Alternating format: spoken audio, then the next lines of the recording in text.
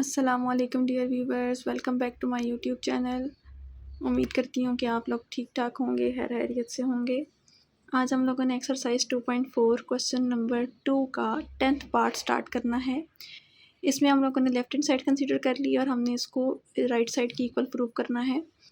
तो सबसे पहले तो आपने डिटर्मिनेंट की प्रॉपर्टी यहाँ पे यूज़ करनी है, जिसमें हम क्या करते थे कि हमारे पास अगर किसी भी एक रो या कॉलम के अंदर दो टर्म्स ऐड हो रही हों तो हम उनको स्प्लिट करके लिख सकते थे। यानी कि यहाँ पे बी, सी और ए आ जाएगा फर्स्ट वैल्यू, और सेकंड सी, ए और बी जो है वो इधर आ जाएगी। Similarly Q, R, P and R, P and Q इधर आ जाएगा। Y, Z and X, Z, X and Y इधर आ जाएगा। ये हमने डिटर्मिनेंट की प्रॉपर्टी को यूज़ करके लिख लिया है। अब हमने कुछ ऐसे ऑपरेशंस अप्लाई करने हैं जिसके बाद हमारे पास ये दोनों सेम हो जाएं देखने में, यानी इनकी वैल्यूज़ जो हैं वो सेम हो जाएं, ताकि हम इन दोनों को ऐड करके 2 टाइम्स इसकी इक्वल लिख सकें। अब यहाँ इसको भी देख लेना है आपने कि राइट साइड पे 2 टाइम्स तो आएगा, लेकिन ए पहले होना चाहिए, फिर बी, फिर सी होना चाहिए। तो हमारे पास यहाँ पे ए बिल्कुल लास्ट पे है। इसका मतलब है ए को हमें इधर लेके जाना है, बी को इधर लेके आना है, सी को इधर लेके आना है। तो हमें पहले जो है वो रो 1 और रो 2 को रो 1 और रो 3 को एक्सचेंज करना पड़ेगा, इंटरचेंज करना है हमने आपस में। तो यहाँ पे हम लिखेंगे रो 1 और यहाँ पे इंटरचेंज का साइन लगाना है रो 3। तो रो 1 और रो 3 को चेंज करना है तो रो 2 एज इट इज़ लिख लेते हैं। ये हमने दोनों डिटर्मिनेंट्स के ऊपर ये प्रॉपर्टी लगानी है। तो ये रो 3 जो है वो रो 1 में चली जाएगी, ए, पी, एक्स, और रो 1 रो 3 में आ जाएगी। सेम यहाँ पे भी B, Q, Y, C, R, Z. अब ए तो आ चुका है, लेकिन उसके बाद बी होना चाहिए, यानी इसको इधर आना चाहिए, इसको इधर। तो इसका मतलब है यहाँ पे हमें रो 2 और रो 3 को इंटरचेंज करना पड़ेगा। जबकि यहाँ आप देख सकते हैं कि ए को इधर आना चाहिए, बी को इधर आना चाहिए, यानी सी बिल्कुल ठीक है, लेकिन हमें रो 1 और रो 2 को एक्सचेंज करना पड़ेगा आपस में। तो इस पे डिफरेंट अप्लाई होगा, इस पे डिफरेंट, इस तरह भी हम कर सकते हैं। ज़रूरी नहीं है कि आपने सेम ऑपरेशन ही अप्लाई करना हो दोनों पे। तो ये आपके पास हो जाएगा B, Q, Y, C, R, Z. यहाँ पे भी आपके पास जो है वो रो 1 और रो 2 एक्सचेंज होंगे, ए, पी और एक्स ऊपर चले जाएंगे, B, Q, Y, C, R और जेड नीचे आ जाएंगे। अब ये दोनों डिटर्मिनेंट्स बिल्कुल सेम हैं, तो इनको हम ऐड करके 2 टाइम्स करके लिख सकते हैं। 2 times A, B, C, P, Q, R and X, Y, Z. और ये आपकी राइट हैंड साइड आ चुकी है। यहाँ पे हमारा ये वाला पार्ट भी कंप्लीट हो चुका है। उसके बाद हमने नेक्स्ट पार्ट स्टार्ट करना है। इसमें हमें 3 चीज़ें गिवन है। एक तो ये गिवन है कि ए, बी का होल डिटर्मिनेंट जो है वो A determinant into B determinant की इक्वल है। एक ये चीज़ हम यूज़ करेंगे। एक हमें ये गिवन है कि ए इनवर्स का जो डिटर्मिनेंट है वो 1/a डिटर्मिनेंट की इक्वल है। और एक हमें ये गिवन है कि स्क्वायर मैट्रिक्स है 3x3 ऑर्डर का, ठीक है। ए जो है वो स्क्वायर मैट्रिक्स है और इसकी 3 रोज़ और 3 कॉलम्स हैं, और हमने जो है वो ये प्रूव करना है। ये हमारा 2 प्रूफ है। तो चलिए स्टार्ट करते हैं। सबसे पहले तो हम जानते हैं कि ए इनवर्स का जो फार्मूला होता है वो किसकी इक्वल होता है, adjoint of A divided by determinant of A. अब हम लोगों ने क्या करना है कि यहाँ पे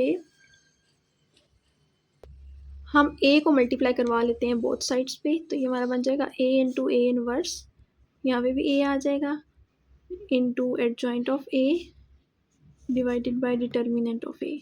अब आप जानते हैं कि ए और ए इनवर्स जब मल्टीप्लाई होंगे तो आइडेंटिटी मैट्रिक्स आएगा।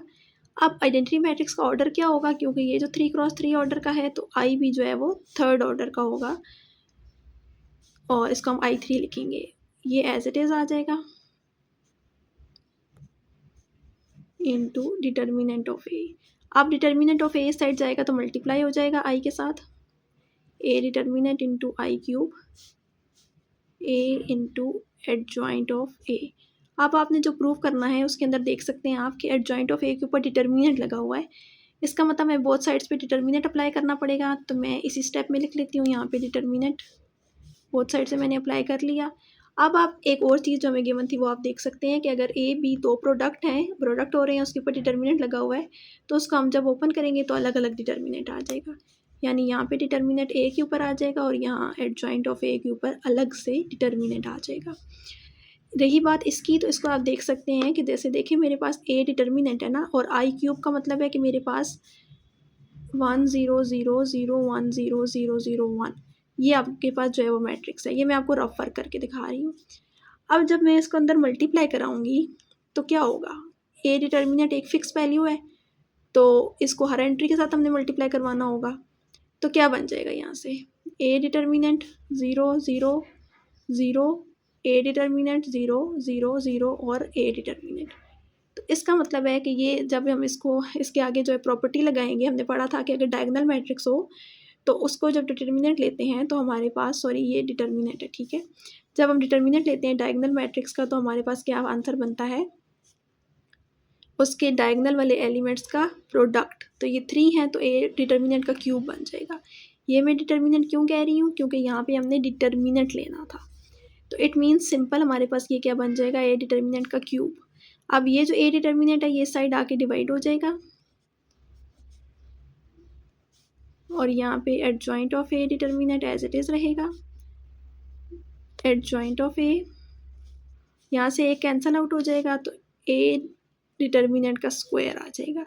ये हमने प्रूव कर लिया है जो हमें क्वेश्चन में प्रूव करना था। नेक्स्ट पार्ट पे आ जाते हैं। नेक्स्ट पार्ट में हमें गिवन है कि if A is of order 3 cross 3, वही बात है कि स्क्वायर मैट्रिक्स इसका ऑर्डर 3 है, सच दैट एडजॉइंट ऑफ ए हमें गिवन है किसकी इक्वल है, 64 की इक्वल है। एडजॉइंट ऑफ ए का डिटर्मिनेंट है, ठीक है, और हमने ए इनवर्स का जो है डिटर्मिनेंट है वो फाइंड करना है। तो अब आप जानते हैं कि आपके पास जो एडजॉइंट ऑफ ए का डिटर्मिनेंट होता है, ये हमने अभी प्रूव किया है, वो ए डिटर्मिनेंट का स्क्वायर की इक्वल होता है। तो मैं इसकी जगह स्क्वायर लिख लेती हूँ। अब मैं स्क्वायर को ख़त्म करने के लिए मुझे क्या करना पड़ेगा, स्क्वायर रूट लेना पड़ेगा बोथ साइड्स पे। तो मैं स्क्वायर रूट भी ले लेती हूँ, ये कैंसल आउट हो जाएगा तो ए डिटर्मिनेंट किसकी इक्वल आ जाएगा, 8 की इक्वल आ जाएगा। उसके बाद हमने ए इनवर्स का डिटर्मिनेंट फाइंड करना है। तो हमें इस क्वेश्चन में गिवन था यहाँ पर, यहाँ अगर आप देखें तो किसकी इक्वल है कि हमारे पास जो है वो ए इनवर्स का डिटर्मिनेंट है वो 1/a डिटर्मिनेंट की इक्वल है। तो इट मीन्स कि हम यही फार्मूला यहाँ पे यूज़ करेंगे। तो हम इसका जो है वो रेसिप्रोकल ले लेंगे, यानी यहाँ पे 1 है तो 1/a determinant is equal to 1/8, और यहाँ से 1/a डिटर्मिनेंट को हम लिख सकते हैं ए इनवर्स का डिटर्मिनेंट इज़ इक्वल टू 1/8। ये हमारा आंसर आ चुका है। कौन सा फार्मूला हमने यूज़ किया है, जो मैं अभी पढ़ा था कि ए इनवर्स का जो डिटर्मिनेंट होता है वो 1/a डिटर्मिनेंट के इक्वल आता है। तो ये हमारे पास आंसर आ चुका है 1/8। नेक्स्ट हमारे पास है पार्ट नंबर 13। इसमें हमें ये गिवन है कि if A B C are real numbers and, ये हमें डिटर्मिनेंट 0 की इक्वल है, ये गिवन है, और शो करना है हमने कि हमारे पास जो है वो a प्लस बी प्लस सी जो है वो 0 की इक्वल है, या फिर a equal to B equal to C, ये दोनों चीज़ें हमने प्रूव करनी है। तो सबसे पहले हम इसके ऊपर रो ऑपरेशन लगाएंगे। रो 1 के अंदर हम रो 2 और रो 3 को ऐड कर देते हैं। तो क्या बनेगा हमारे पास, रो 2 और रो 3 में कोई चेंज नहीं आएगा, इसलिए मैं वो पहले लिख लेती हूँ एज इट इज़।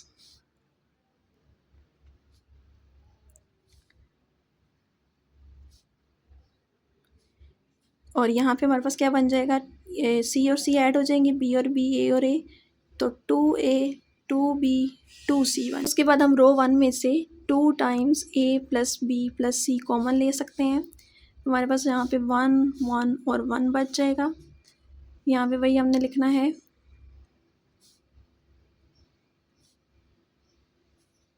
उसके बाद आपको ये सारे 1 1 नज़र आ रहे हैं, तो आप चाहते हैं कि ये दोनों जो है वो 0 बन जाएं। तो 0 के लिए हमें क्या करना पड़ेगा, सिंपल जैसे हम पहले भी करते रहे हैं, कॉलम 2 में से कॉलम 1 को और कॉलम 3 में से भी कॉलम 1 को माइनस कर लेते हैं। तो ये तो हमारा आ जाएगा 0, ये b माइनस सी बन जाएगा। यहाँ पे देखें b और b कैंसिल आउट हो जाएगा, c माइनस ए। सिमिलरली यहाँ पे 0, यहाँ पे भी हमारे पास c और c कट जाएंगे तो b माइनस ए, और यहाँ से हमारा a और a कट जाएंगे तो c माइनस b रह जाएगा। अब इसके बाद हम इसको रो 1 से एक्सपेंड करेंगे।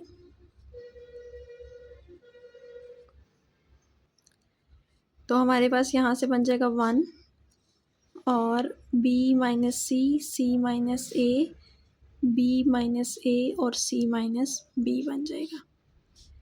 2 times A plus B plus सी, और यहाँ पे हमारे पास ये ओपन होगा तो बनेगा B minus C into C minus B minus B minus A into C minus A. उसके बाद हम इसको ओपन कर लेते हैं। 2 times A plus B plus C as it is, और यहाँ से जो है वो मैं ब्रैकेट ओपन करूँगी तो बनेगा B C minus B square minus C square plus B C minus B C plus A B plus A C minus A square रह जाएगा। 2 times A plus B plus C as it is. यहाँ से आप इन दोनों को, ये दोनों cut हो जाएंगे यहाँ से, और हमारे पास रह जाएगा minus A square minus B square minus C square plus A B plus B C plus A C. अब हम यहाँ से माइनस साइन कॉमन ले सकते हैं, वो माइनस हमने कॉमन ले लिया। अंदर बचेगा A square plus B square plus C square minus A B minus B C minus A C. अब हम इस 2 को जो है वो इस ब्रैकेट के अंदर ले जाते हैं, तो इन हर टर्म के साथ जो है हमारे पास 2 मल्टीप्लाई हो जाएगा। माइनस और ए प्लस बी प्लस सी को एज इट इज़ लिखा रहने देते हैं, तो ये हमारे पास बनेगा 2a square plus 2b square plus 2c square minus 2ab minus 2bc minus 2ac। इसके बाद हमने क्या करना है कि यहाँ से होल स्क्वायर कंप्लीट करना है, ये तो एज इट इज़ ही रहेगा। नेक्स्ट हमारे पास यहाँ से हम एक ए स्क्वायर लिख लेते हैं, यहाँ से एक बी स्क्वायर लिख लेते हैं, और यहाँ से माइनस 2ab। उसके बाद प्लस यहाँ से दूसरा ए स्क्वायर लिख लेते हैं, और यहाँ से एक सी स्क्वायर लिख लेते हैं माइनस 2ac ये वाला। देन हमारे पास एक बी और एक सी रह चुका है, वो भी लिख लेते हैं, plus B square plus C square, और ये माइनस 2bc भी लिख लेते हैं। तो ये एक्चुअली मैंने क्या किया है, 3 टर्म्स को मैं कंबाइन करके लिखा है ताकि यहाँ से हमारे पास फार्मूला कंप्लीट हो सके। Minus times A plus B plus C, यहाँ से हमारे पास बनता है ए माइनस बी का whole square plus A minus C का whole square plus B minus C का होल स्क्वायर। अब आपको गिवन था कि ये जो डिटर्मिनेंट है ये 0 के इक्वल है, तो अब हम यही वाली कंडीशन यूज़ करेंगे। तो सिंपल यहाँ पे आपने लिख लेना है 0, क्योंकि ये हमें गिवन था, ठीक है। अब हमारे पास ये बन जाएगा minus times A plus B plus C into A minus B whole square plus A minus C whole square plus B minus C whole square equal to 0। अब दो टर्म्स का प्रोडक्ट इक्वल टू 0 है, तो first वाली भी equal to 0 होगी, second वाली भी। तो a plus B plus C equal to 0, और सेकंड क्या बनेगी, a minus B whole square B minus C whole square a minus C whole square equal to 0। उसके बाद यहाँ से माइनस ख़त्म हो जाएगा दूसरी साइड जाके, तो एक हमारे पास फर्स्ट कंडीशन प्रूव हो जाएगी जो हमने प्रूव करनी थी, ये वाली। और उसके बाद अब ये वाली प्रूव करनी है, तो इसके लिए हम क्या करेंगे, यहाँ से इसका मतलब है कि ये तीनों 0 के इक्वल होंगे, तभी तो इनका सम 0 आएगा ना, ठीक है। ऐसा नहीं हो सकता कि इनमें से कोई नेगेटिव नंबर हो। क्यों नहीं हो सकता, क्योंकि सबके ऊपर होल स्क्वायर लगा हुआ है। तो अगर अंदर कोई नेगेटिव नंबर होगा भी तो स्क्वायर की वजह से पॉजिटिव हो जाएगा।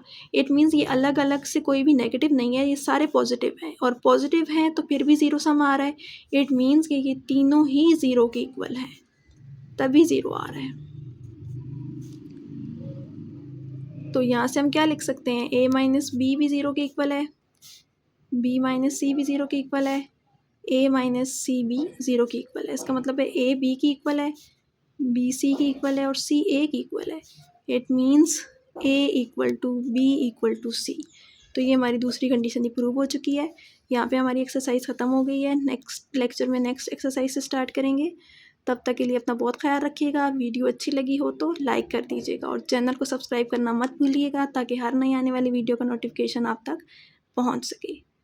अपना बहुत सा ख्याल रखें, दुआ में याद रखिएगा। अल्लाह हाफिज़।